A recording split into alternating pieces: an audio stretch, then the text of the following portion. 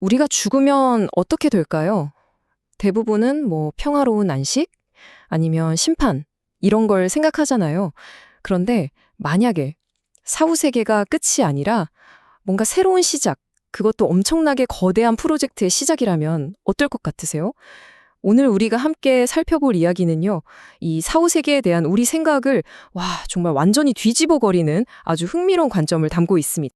사실 이 모든 이야기는요, 어떤 한 분의 질문에서부터 시작됐어요. 그분이 이렇게 물었거든요. 죽고 나면 그냥 평온하고 자유로운 공간만 펼쳐지는 거 아닌가요? 아니면 거기서도 뭔가 계속 만들고 또 힘든 일을 겪고 이런 과정이 계속되는 건가요? 이 질문이 바로 오늘 이야기의 핵심을 정확히 꿰뚫고 있습니다. 근데 놀랍게도 말이죠. 이 질문에 대한 답이 어디에 있냐면 바로 가장 현대적인 기술, 메타버스랑 연결이 된다는 거예요.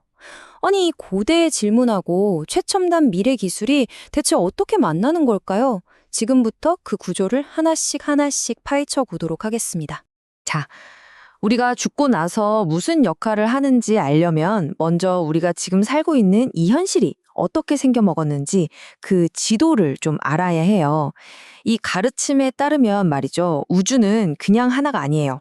아주 큰 두 개의 부분으로 나뉘어 있다고 합니다. 지금 보시는 것처럼요. 전체 우주 질량의 딱 30% 정도가 우리가 지금 속해 있는 유한 우주고요. 나머지 70%는 아직 활동을 안 하고 있는 무한 우주라는 형태로 존재한다는 거예요. 이게 뭐냐면 마치 엄청나게 큰 아이스링크가 있는데 한 30% 공간에서만 선수들이 막 경기를 뛰고 있고 나머지 70%는 앞으로 경기가 열릴 가능성으로 텅 비어져 있는 뭐 그런 느낌인 거죠. 이 두 우주의 역할은 아주 명확하게 달라요.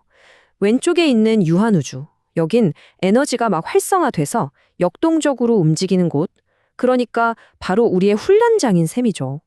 반면에 오른쪽의 무한우주는 아직 잠재력 상태로 잠들어 있는 거예요. 바로 우리가 미래에 활동하게 될 어마어마한 가능성의 공간인 겁니다.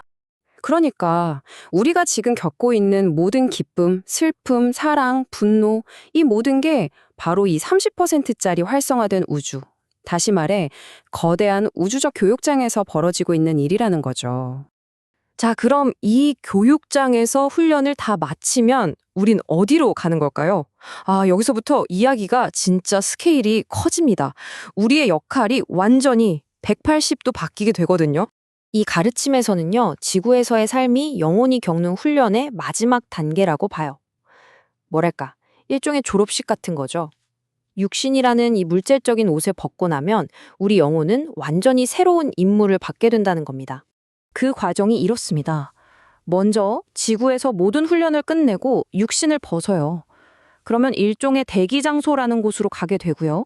그리고 바로 거기서부터 이건 진짜 우리 상상을 초월하는 건데 다음 임무, 그러니까 실제 별하고 항성계를 어떻게 운영하는지 그 방법을 배우기 시작한다는 거예요. 바로 이 문장이 모든 걸 요약해줍니다.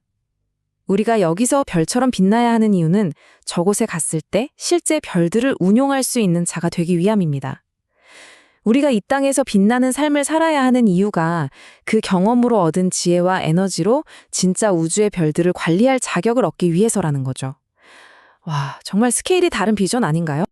자, 그런데요. 이렇게 거대한 우주적인 역할이랑 제가 처음에 말했던 메타버스랑 도대체 무슨 상관이 있는 걸까요? 이제 그 연결고리를 한번 찾아보겠습니다. 결론부터 말하면 메타버스는 그냥 가상현실 게임이나 SNS 같은 게 아니라는 거예요. 오히려 우리가 미래에 해야 할 그 우주적인 창조 작업을 미리 연습해보는 일종의 영적 시뮬레이터라는 거죠. 그럼 거기서 뭘 훈련하느냐? 우리가 단련해야 할 가장 핵심적인 능력, 그게 바로 상상력입니다. 근데 여기서 말하는 상상력은 그냥 멍하니 공상하는 게 아니에요.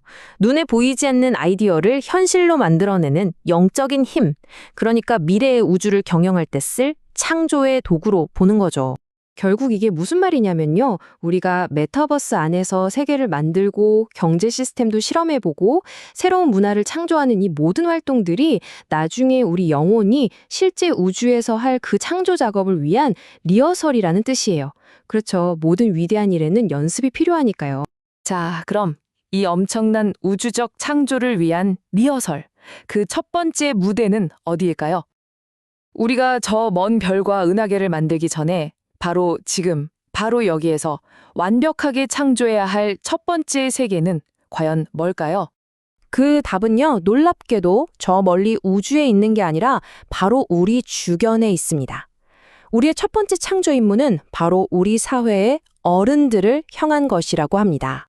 이 가르침에 따르면요, 우리 세대의 가장 시급하고 중요한 과제는 다른 무엇도 아니고 바로 어른들을 진심으로 존경하고 바르게 모시는 문화를 창조하는 거예요. 이게 바로 모든 우주적 창조의 출발점이자 가장 기본이 되는 훈련이라고 강조하는 거죠. 만약에 우리가 이 첫 번째 창조 임무를 제대로 하지 않으면 그 대가가 꽤 혹독하다고 해요. 우선 하늘의 힘, 그러니까 그 우주적인 에너지를 받을 수가 없게 되고요. 또 외롭게 돌아가신 어른들의 영혼이 우리한테 기대면서 우리 삶에 뭔가 설명하기 힘든 어려움이나 고통 같은 걸 만들어낼 수도 있다는 겁니다. 하지만 반대로 우리가 어른들을 잘 모시고 존경해서 그분들 입에서 자네는 정말 참된 사람이야, 이런 인정을 받잖아요. 그 순간 그게 하늘에 직접 전달되는 축복의 신호가 된다는 거예요. 바로 그때 우리가 비로소 진정한 힘을 얻게 된다는 거죠. 이건 그냥 여러 가지 할 일 중에 하나가 아니에요. 이 가르침에서는 이게 바로 우리가 해야 할 최우선 과제, 다른 모든 것보다 앞서는 넘버원이라고 아주 못을 받고 있습니다. 자, 그럼 이제 흩어져 있던 조각들을 다 모아서 전체 그림을 한번 완성해 볼까요? 우리의 존재 목적은 과연 무엇일까요? 결론은 이겁니다. 사후세계는 모든 게 끝나는 그런 수동적인 안식처가 아니라는 거예요. 오히려 지구라는 훈련소를 졸업하고 저 넓은 우주라는 더 큰 무대에서 활동하는 창조자로 승진하는 것과 같다는 거죠. 그리고 그 위대한 창조를 위한 첫걸음은 바로 여기, 이 땅에서 시작됩니다. 우리보다 앞서서 길을 닦아주신 어른들을 존중하는 사회를 창조하는 것. 이야말로 우리가 미래의 별과 세계를 만들어내기 위한 가장 기본적이면서도 가장 현실적인 훈련인 셈이죠. 오늘 함께 살펴본 이야기는 삶과 죽음, 그리고 우리의 역할을 정말 완전히 새로운 눈으로 보게 만드는 것 같아요.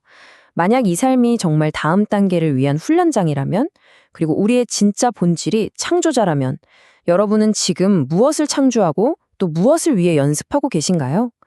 한 번쯤 깊이 생각해 볼 만한 질문인 것 같습니다.